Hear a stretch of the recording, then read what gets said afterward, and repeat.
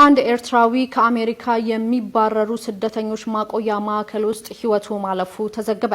የአሜሪካ የስደትና ጉምሩክ መስሪያ ቤት አንድ ኤርትራዊ ዜግነት ያለው ሰነድ አልባ ስደተኛ በአሜሪካ ፔንሲልቬኒያ እስር ቤት ውስጥ እያለ መሞቱን አስታውቋል። የ46 ዓመቱ ኤርትራዊ በወንጀል ውስጥ ሰላም ከመጽሐፍ ቁብራት ተከታተልቲ ንኹልኩም በብዘለኹም ሰላም ረዋ እንዳተመነኹልኩም ሎም ድማ ማህበራዊ ሚዲያ ዝወሩ ካብዙ አሉ አዚ መዘራርብት ዝነበሩ ዛዕባታት ተንዝተመርጻ ሒዘልኩም ቀሪብ ለኹ ቁብራት ተከታተልቲ ካብቶ ሳኸድማ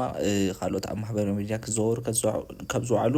መስሐቅትን መዘናግዕን ዝኾኑ ቪዲዮታት ሒዘልኩም ቀሪብ ለኹ ቀድም መደምና ምጅማርና ግን ከምዚኦም ዝኣመሰሉ መደባት ማዓልታዊ ሒዘልኩም ንቀርብ ነታ ቻናል ላይክ ሼር ሰብስክራይብ ምግባር ከይትርስዑ እዚ ብምባል ናብ ዝቕፅል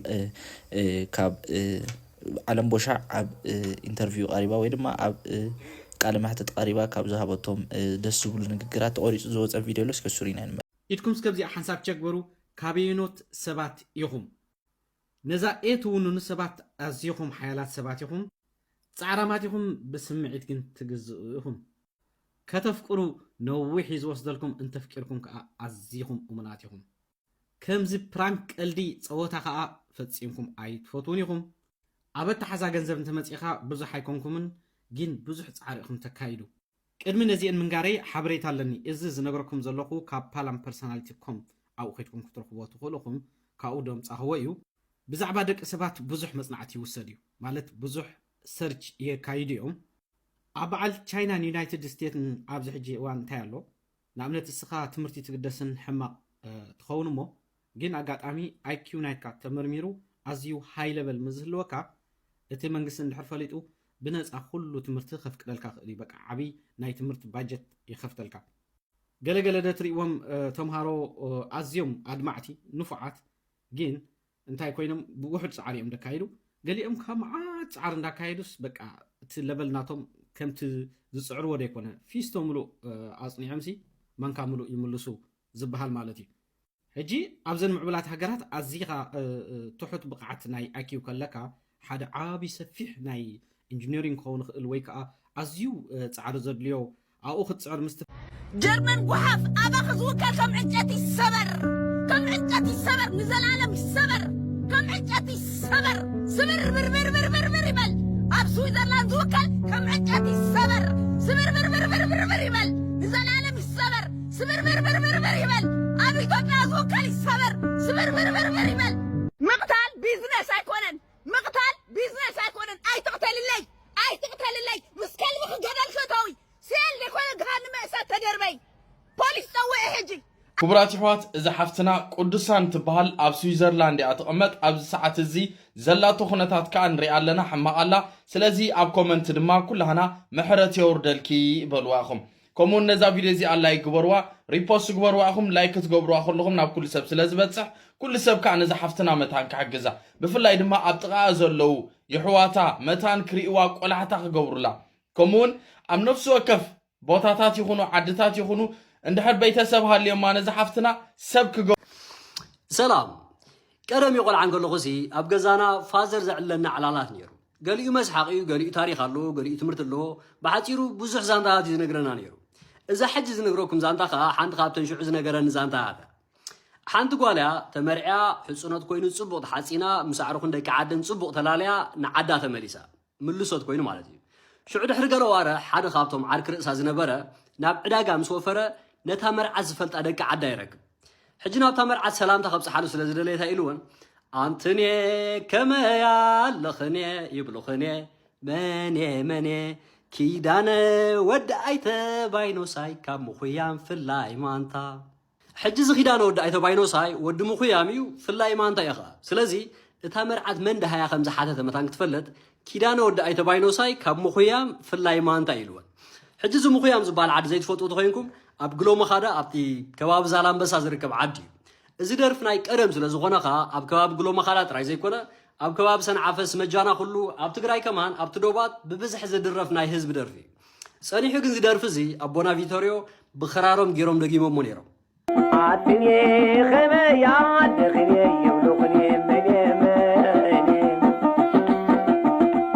كيداني ودعيت باين سخم بخيام بالله ماتا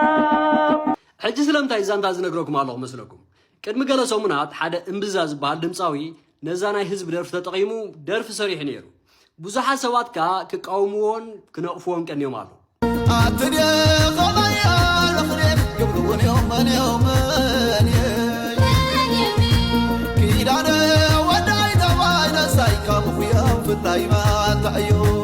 ብዝኾነ እዛ ደርፊ እዚኣ ገለ ሰባት ናይ ኮፒራይት ጥርዓን ስለ ዘቕረቡ ካብ ዩቲብ ከም ትለግስ ኮይና ኣላ እዚ ከዓ ክኸውን ዘይነበሮ ነገር እዩ ምክንያቱ ሓደ እዛ ደርፊ እዚኣ ኣቦና ቪቶሪዮ ባዕሉ ዝመሃዝ ኣይኮነትን ካልኣይ እቶም ነዛ ደርፊ ብኮፒራይት ኣመዝጊቦማ ዘለዉ ሰባት ወነንቲ ናይዛ ደርፊ ይኮነን ብዓብዪ ከዓ እዚ ድምፃዊ ዝኾነ ንስነ ጥበብ ዘራኽስ ስራሕ ኣይሰራን ስለዚ መመኽነይታ ፈጢርካ ክትፃብኦ ምፍታን በለፅ እዩ ስለዚ ናተይ መርገፅ እንታይ እዩ መጀመርታ ኣብ ልዕሊ ዝኾነ ደርፊ ዝሰርቕ ሰብ ክብረት ዝበሃል የብለይ ኣብ ስነ ጥበብ ኣምሪረ ስለ ዝግደስካ ዝኾነ ናይ ህዝቢ ደርፊ ምፅኡ ኮመርሻላይዝ ክገብሮ ዝፍትን ሰብ ቅጭ እዩ ዘምፃለይ መሰል የብሉን ዝብል መርገፅ ግን የብለይ ስለዚ ደርፊ ክደግም እንተኮይንካ ወይ ላይቭ ክኸውን ኣለዎ ወይ ከዓ ብፍቓድ ናይቲ መሃዚ ጥበብ ክኸውን ኣለዎ ናይ ህዝቢ እንተኮይኑ ግን ፍሉጥ ዋና ስለ ዘይብሉ ንኩሉ ህዝቢ ብማዕረ እዩ ዝምልከት እዚ ክብል ከለኹ ግን ዝኾነ ስነ ጥበበኛ ናይ ባዕሉ ክሰርሕ ከም ዘለዎ ኢኻ ዝኣምን ወይ ከዓ እቶም ኦሪጂናል ስራሕ ዝሰርሑ ሰባት እዮም ክድነቑ ዝግብኦ ብዝኾነ እንታይ ንምባለ እዛ ድምፃዊ እምብዛ ደሪፍዋ ዘሎ ደርፊ ዋላ እኳ ቀንጥብጣብ ስለ ዝኾነ ጥራይ ተዘይፈተኽዋ ካብ ዩቲብ ክትወርዳ ኣለዋ ንዝብል ሓሳብ ግን ኣይቅበሎን ስለዚ ንድምፃዊ እምብዛ ትፈልጥዎ ሰባት ኣለኹም እዛ ቪድዮ ትደድሉ እዛ ደርፊ ናብ ዩቲብ ንክትምለስ ናተይ ሓገዝ ዘድልየካ ተኮይኑ ከዓ ረኸበኒ ክሕግዘካ ክእለ ቴንክ ዩ ካብ እስር ቤት ምስ ወፁ ኣዶናይን ጃንን ክቡራት ኣሕዋት ጃኒ ኣይተረኣየትን ነይራ ኣዶናይ ጥራዩ ኣብ ስክሪን ክንሪኦ ፀኒሕና ነርና ወይ ከዓ ግብጃ ገይሩ ነይሩ ኣብ ገዙ ኣቦ ኣይተረኣየትን ነይራ ሕጂ ግን ንዑ ሴሌብሬት ብምግባር ኣብ ናይ ጃኒ ገዛ ተራኺቦም ኢንጆይ ይገብሩ ኣለዉ እቲ ኣዝዩ ደስ ዝብለካ ድማ ልዕሊ 40,000 ተኸታተልቲ ይከታተልዎ ኣለዉ ብላይፍ ማለት እዩ ክቡራት ኣሕዋት ኣዶናይ ከዓ እንታይ ኢሉ 50,000 ክነእትዎ ኢና 50,000 ተኸታተልቲ ብሓንሳብ ኣብ ላይፍ ኮፍ ኢሎም ዝርእዎ ማለት ይብላ ኣሎ ነዛ ቪድዮ እንዳሰራሕኽዋ ኸማን ምናልባት 50,000 ኣትዮም ክኾኑ ይኽእሉ እዮም ሕጂ ግን ኣነ ከለኹ ነዛ ቪድዮ እዚኣ ክሰርሓ ኢለ ካብቲ ላይፍ ምስ ወፃኹ ግን 40,000 ይከታተልዎም ነይሮም ኦሬዲ ልዕሊ 40,000 ማለት እዩ ኣዝዩ ደስ ዝብለካ ስለዚ 50,000 ንምብፃሕ ስለዝኾነ ኪዱ ኣብ ናይ ጃኒ ገዛ ላይፍ ኣትዮም ኣለዉ ክቡራት ኣሕዋት ከምዚ ትሪእዎ ዘለኹም ኣዝዩ ደስ ዝብል ምዝንጋዕ እዩ ዘሎ ክቡራት ኣሕዋት ያላ ንኺድ ኣብ ናይ ጃኒ ገዛ ወይ ካብ ናይ ጃኒ ቲክቶክ ኮይና ንከታተል ኢና ኣዝዩ ደስ ዝብለካ ክልቲኦም ኢንጆይ ክገብሩ ከለዉ ኣደይ ትሙት ግን ደስ ክብሉኻ ብእውነት ኣብ ቅድሚ ኣምላኽ ማራዮም ኬፍ ዘለዎም በቃ ጃንን ኣዶናይን ማራ ኬፍ ኣለዎም ስለዚ ኢንጆይ ገብሩ ኣለዉ ክቡራት ኣሕዋት ያላ ንኺድ ኣብኡ ኣቲና ንከታተሎ 50,000 ኦሬዲ እውን በፂሑ ኸውኒ እቲ ታርጌት 50,000 ንምብፃሕ እዩ 50,000 ተኸታተልቲ ኣብ ላይፍሲ 50,000 ንክከታተልዎም ልዕሊ 40,000 ከለዉ ኣነ ነዛ ቪድዮ እዚኣ ክሰርሓ ኢለ ካብ ላይፍ ወፅእ ገለ ካብቲ ትሕሶ ግን ረይዎ በቃ ኣዝዩ ደስ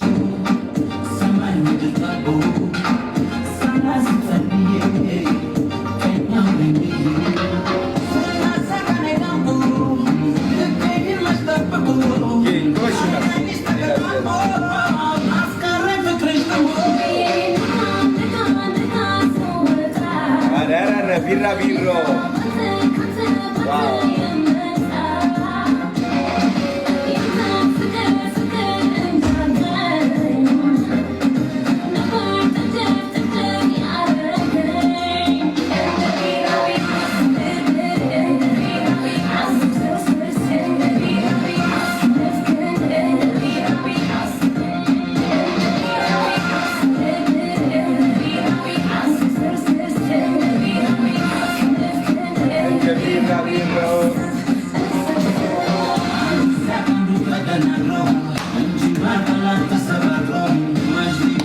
ሰላሳ ሦስት ሺህ ሰዎች አሉ እዚህ ላይ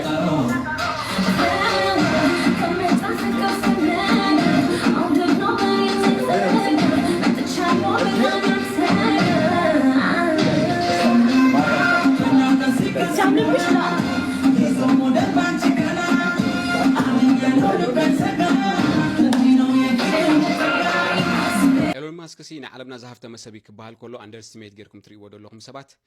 ጎይታና መድሓኒትና ኢየሱስ ክርስቶስ ካብ ዝውለድ ወይ ኣብዚ ዓለም ካብ ዝመጽእ ን2025 ዓመታት ኮይኑ ይርከብ ኣሎ ብዙ ግዜ እዚ ማለት እዩ ን2025 ዓመታት ማለት እዩ ንነፍሲ ወከፍ መዓልቲ $10,000 እውን እናስራሕካ ክንደና ኤሎን ማስክ ገንዘብ ከተመጻእ ይትኽእል ኒ ኣብዚ ግዜ እዚ ንነፍሲ ወከፍ መዓልቲ ዝብለኩም ዘለኹ ነፍሲ ወከፍ መዓልቲ $10,000 እናስራሕካ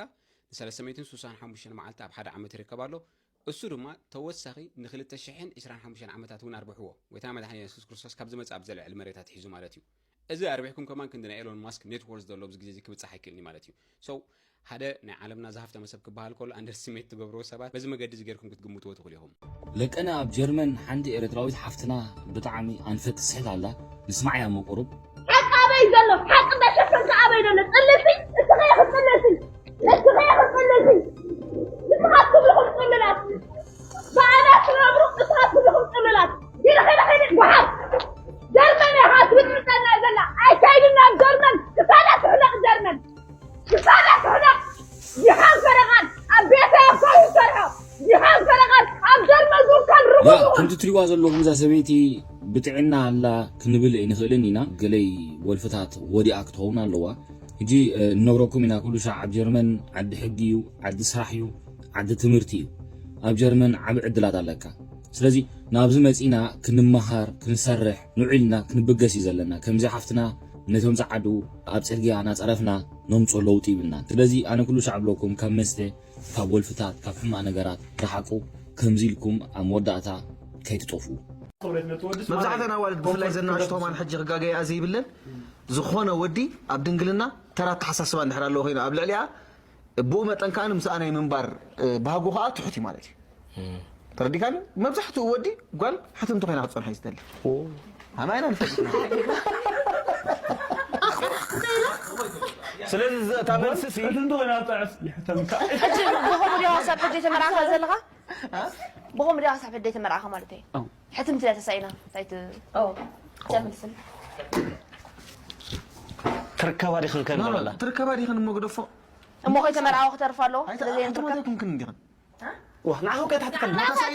اللقاء أتمت كون مؤسس حراي ساريتك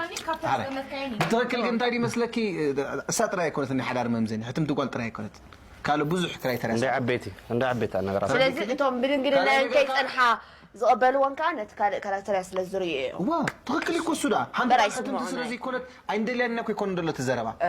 قلنا يود التحسس يا قد سندي قل عبد الحليم ساعات قليل وخمس زلة كم زير كف سلزي فلتك اندادلية شو بخان مجمرت أخي خون اندادلية قل قال نقرأ كثير إيمان مركبي ترى ديك الشيخون كور تحت حن قدوات والدين دلوا أي قليلا بزحات فيرجين والدين دلنا نايب لبين نايب لك لهم دينقلنا مقلت ادبنا يكون نسي جمر كنقرأ ها دينقلنا مقلت ادبنا سيكون تغسي أو أخلها تحفظ أنا حكمي دينقل بعمل صراح نيفر بعمل صراح قدسو نسخة برسنتيج معين حس قم كمي كرد نقول ملكة ادبنا يكون نقول لك قال سلز عوله سلز وقت دقة سلز رعيت ود أودا سلز بزحت يكون دينقلنا أتفرس نسخة كذا زوج أخي حدا شو وديتي أنا حركيت أنا عنده حكي أقطع لك هذا النادي خاطب الحجة أتاسخاتو كذا يوم نقول لي جد أقداس تقين ملحسك أمامكم نقول لك بعليكم يا سماليو هل علان يلن كان اسمه راخ صبات تدنا ندبل كختم سنة دولنا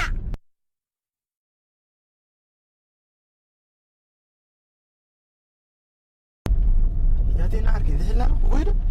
أنا بلا لنا لمي تانغا كم يرغبك يا ميكينا زاورا قدر فطنت مالت كادي أوه أباچو غورا انتاي قفت لمم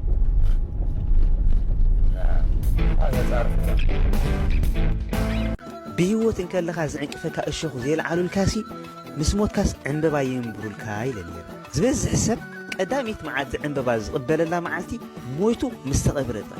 أنت بهوت كلنا نوت عنببا هاونا أنت يخعب سلنا مسكرنا بتعميد فتو كان يرى حلم نير نكو خمس ريبل كان نيركا انت لا قديف كاني أسمي خاني تمالي تداولنا قليل لكم سبق أبنا بوست بواي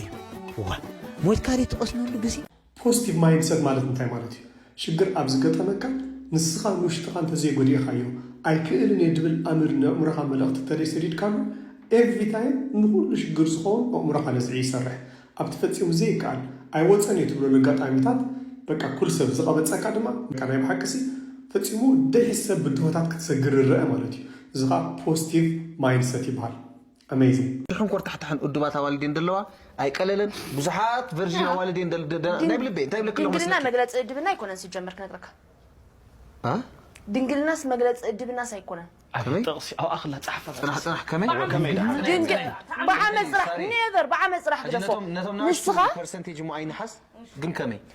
كردا كرم ملكت ادبنا يكونن قبلك غوار سلازعوله سلازوطت دغ سلازرايت ود اودا سلازبزحت يكون دنجلنا اتفرس نسخه خاب كذا زوصخه حداش غوار نسخه بمدلاي كطرح نعخا سلازفتو طرح دنجلنا اتفرس قال كان ግን ቨርጅን ክትኮን ትخلك كبلكاس عالم زي رأي ولا حد زي تكون تخلك إذا قلت بيدبت سلازمات يكون دنجلنا فريسة نعخا سلازفقرت يا دنجلنا فريسة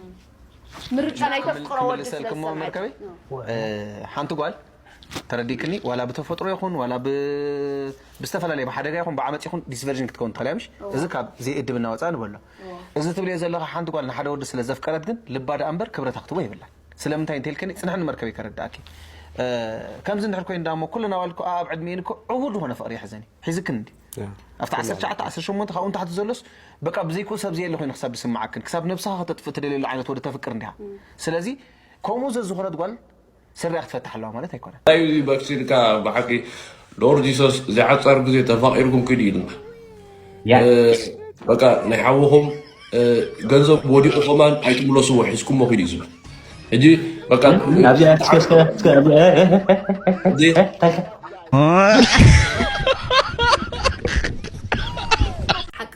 حق تزارو باسبورتو مدفيكم مسي كمين داس حقكم دم تزاركم باسبورت زاكل أبزيت فوتو حجر متيهم باسبورت أفيكم مخا ذا سبزي أخ أد قلعة قريفة أنا سينا بدك أكمل لسدلي إلى تجنق نيرة مالج كم يزي تجنق أبجت إنكت سنبادة فرحي لا نيرمبر نايت إلا لملكت أين بران أي تحسو أم سولتات لياوي تقول لكم الله سلزي منمت إلا ليبلان في بحفتي I hope you gonna find your passport soon I wish you all the best I'm sending you so much love حبيبتي God bless you Thank you.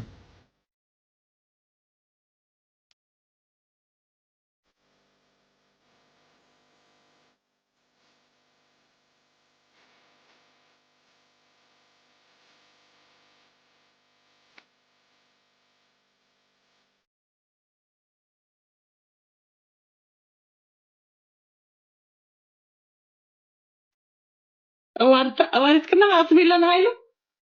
فقرتي دريتا بس حقرت بليا بقالو كان فمي سن مرفلطت قبلن ندريتا بس حقري لاتا تم إثيوبيان بخي أسر خطي ومدى أدنا يبخي صفياو ندريتا وحقر كتقبرات عبد الله إرتراي تقوم كي أسرخ معري حقرن كتمان فلي خفلتي وذا بقارة كان فمي سن ذاك يا ريوان كلنا بعبي بإثيوبيا هاجرنا تقمط أصي ندريدا وهاجرت بلا واشتر جرح أجرا قطع شليحة قالوا كان سيلا أمطيت أطقط خمس شليحة بلاد سكي أوارد كنا قمولي إثيوبيا صريف كنا إرتران كفلتت نص ورا سنة طبوان كتاب لنا ندريدا وس هاجر كتب لي تقال مرة تكنيك كيركي كم قال كيرك عرية قالهم دا يتصقب كن معاري زغلنا إذ ناكس قال أفراسخ تمسي أفراسخ اندسم قال عينات كنت هاي دايما أضم حيش يا أخ أريدهن ريدا واخ خيدي درتا واتبار حقر الله سلسل أتمنى أنا عكد بخونا نيرو أنت مهارتك تتمنى خن داك صريح قاس لو حخرك تكال مركب حنت لي تغي وركت تنقدا جرب كوي لما هرجون جون سئلك طوي كاتب لي عينيتي يا هاجر عينيتي يا خطر أصدعي كم زخم زينات كتاتولو سبات نحركينكم نزي معانتا وزكاير زلو قدا إيميغريشن أمريكا تريقوا لكم مالتي كاب إيرتراوين سدتنياتات ناب إيرترا أسمرا ديبورت مقبار جميركا كساب نا إثيوبيا TPS ويكا Temporary Protective Status كانسل مقبار كمون زحات حدثت معبالتات سيتيزن كي تروفو جرين كارد زلوهم كي تروفو ካብዛ ዓዲ ዝስጎግሉ መለክዕታት ኣቐሚጦሎ ምምሕዳር ትራምፕ እዚ ብምርዳእ ክብርቲ ጠበቓ ኤሊኖር ክሳብ ሶሉስ ካብ ምፅባይ ሕፅር ዝበለ ንቑሩብ ደቃይቃቴ ሰንበት እቲ ሓደስቲ ነገራት ብልክዕ ሰብ ብዝተፈላለየ መንገዲ ይሰምዖ ስለ ዘሎ ብልክዕ ግን እቲ ዝኸውን ዘሎ ሓበሬታ ከመሓላልፍ ኣለኒ ስለ ዝበለት ሰንበት ሰዓት 11 ኢስተርን ታይም ቀሪባ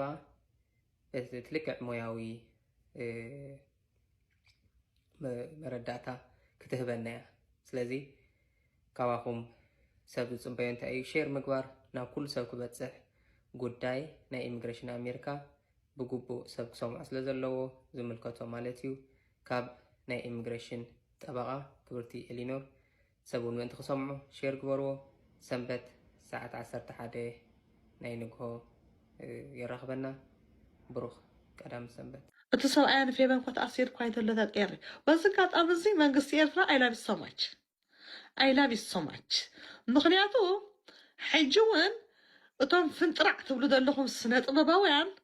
ሰብኣያ ነዚኣ ፌበን እንተኮይን ተኣሲር ተቀሪ ሓሽሽ ብሓሽሽ ተኣሲሩ መንግስቲ ኤርትራ ከምኣ ጌርካ ፅሪ እዮም ኣፅር ያብሎ ዓመቱ ቀሪቡ ካብ ዝእሰር ተቀሪ ህንክልምወ ኣብ ውሽጢ ኤርትራ ኮይንኩም ሓሽሸ መሽሽ ትሰቲ ዘለኹም ስነ ጥበባውያን ቀርፍዶም ከይተውፀሙ ከማነ ቁርፉዳር ርስዓት ኣኽላባት ኤልያስ እወ ኣታ ይገርመካ كنتي كنت لغاسي سندلو حجي الصوت سبعية قندم خميت أسير عمد قريب السبعية مدشع لغصص لغصص تعيات الناس لوزي بعد لا تتقدير ايه نخو رئيسياس أفرقي نخو رئيسياس أفرق ما لاقص يكونن حاشش وضحاتش كتوزو علش نخو رئيسياس أفرقي ودا أفرقي هم بس دهلال دو عتم طوازو بلا مسرب عمدو قريب على الحج بسنك حش حساويت كوينكي مش وانا كاكو انا حسني عمدو غير خالد السر عمدو قريبة عمدو حشش دي ستغات تأثر عدخ بكلا يكونن نقيري وصيكا قرم انا بزح مزا متزاربكن يعني منغستي ኤርትራ ግን ጸባ ስለተስተየና ደለኻ ንህዝቢ ኤርትራ ዘይውክል ስነ ጥበባዊ ኮይኑ በቃ ብስነ ስርዓት ዘይከይድ ኣብ ምጥዋዝን ገለን ዝኸይድ ስነ ጥበባዊ ጸባ ተስተየንለኻ ኣይላ ቢሰማች ወደ ኣፈርቂ በቃ ሓሳዊት ኣይትበልና ሓቅ ንዛረባ ነገፀይ ከፊት ሕጂ ግን ኣቦስቶ ኮይነ ያፅሪዋይ ቶም ከም ኣትገብሩ ምዝዝ ኣቢሉ እቱ ካልእ ተራሰብ ስደይኮን ስነ ጥበባውያን መጀልሕ هنا كومنت ዝፅሓፈለይ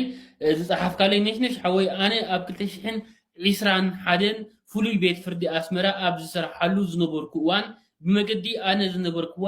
መጋባእያ ፌበን ሳህለ ሞደሻ ክስቶ ዝርከብዎም 63 ሰብ ን6 ኣዋርሕ ተፈሪዶም ብሰንኪ ኮሮና ድጓናታት ናይ ኣስመራ እስራት ይቕበል ስለ ዘይነበረ ንኸረን ተመሓላሊፎም እዮም ድሕሪ እዚ ግዜ እዚ ግን እዚ ስእነት ናይቲ ዝወስድዎ ዝነበሩ ነገራት እዩ ፅቡቕ ዘይተረኣዩ ካብ ክስቶን ፌበን ማለት እዩ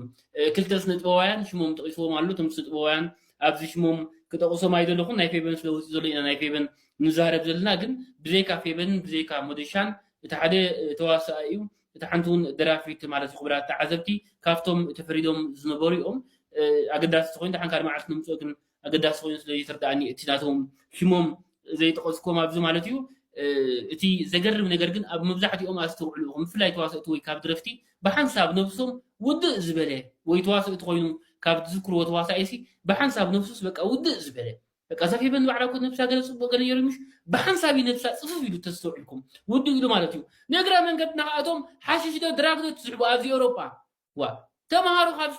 ካብ ስታት ተምሃሩ ኣቃይልካ ዝረአ ይኮነን ምስኣንካ ያሽዑ ትምንቲ ዲኻ ተዓብድ ኢኻ ነብስኻ ትውድእ ደምካ እሱሎም ኢሉ ዝፀንሕ በቃ ኣነ ታ ዓይነት ስለዘይፈልጥ እየ እንታይ ዓይነት ሓሽሽ እንታይ ዓይነት ድራግ ስለዘይፈልጥ እየ ግን በቃ ነብስኻ ትውድእ ኣባ ፅሙቕ ትብል ብዘይ ቡቕ ትንቀሳቐሳይ ትኽእል ዕብድ ብትብል ስለዚ ወልፊ ዘለኩም ሰባት ወልፍኹም ብኸመይ ትገድፍዎ ከዓ ንእግረ መንገድኹም ተምሃሩ ዜና ኣይኮነን ጥራይ ንሕልፍ ዘለና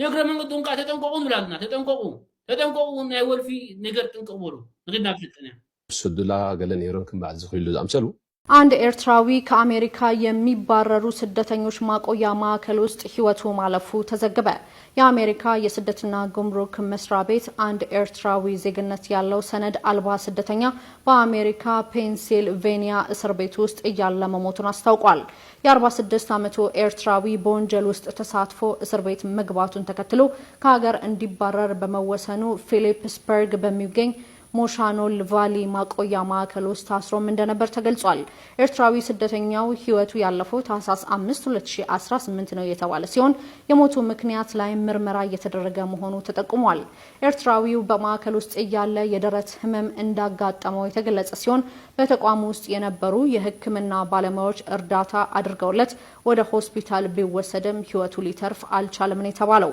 የፔንሲልቬኒያ ግዛት ፖሊስና ክሊርፊልድ ካውንቲ በሞት ምክንያት ዙሪያ ምርመራ እያደረጉ መሆኑም ተገልጿል። ኤርትራዊው ሚያዝያ 3 2024 ፍርድ ቤት በቀረበበት የማጭበርበርና የስርቆት ወንጀሎች ጥፋተኛ ሆኖ ስላገኘው የ21 ወራት እስር ፈርዶበት ነበር። ሟች በእነዚህ ወንጀሎች እስከ $10,000 የሚደርስ ኪሳራ አድርሷል ተብሏል። በአውሮፓውያኑ ሐምሌ 23 ቀን 2024 ህገወጥ ስደተኞችን ከሀገር የሚያስወጡ የአሜሪካ የስደትና ጉምሩክ መስሪያ ቤት ሰራተኞች ፈአድ የታሰረበት ማረሚያ ቤት በመሄድ ካገኙት በኋላ ከሀገር እንዲባረር በመወሰኑ ወደ ሞሻኖን ቫሊ ማቆያ ማዕከል እንደተዘዋወረም ተጠቁሟል። ከሁለት ሳምንት በፊት አንድ የአፍጋኒስታውያን ስደተኛ በዋሽንግተን ዲሲ 2 የአሜሪካ ብሔራዊ ዘብ አባላት በጥይት ተኩሶ አንዷን ከገደለና ሌላኛውን ካቆሰለ በኋላ የትራምፕ አስተዳደር በህገወጥ ስደተኞች ላይ የሚወስደው እርምጃን አጠናክሮ ቀጥሏል። የትራምፕ አስተዳደር ከአሜሪካ ለማስወጣት እያሳደደ ያለው በስደተኞች ችሎት ከአሜሪካ እንዲወጡ የተወሰነባቸው ስደተኞች ሆነው በተጨማሪም በወንጀል ወይም በሌላ ጉዳይ የሚፈለጉ ግለሰቦችም ናቸው። በእናይ መድባስ ነዚህ መስሉ ነው። እንደህራት ቪዲዮ ፎቶ ላይክ ሼር ሰብስክራይብ ማድረግ ከትርሱ ዝምባና በጻሊ ቪዲዮስ ከአንራ ከብ ሰላም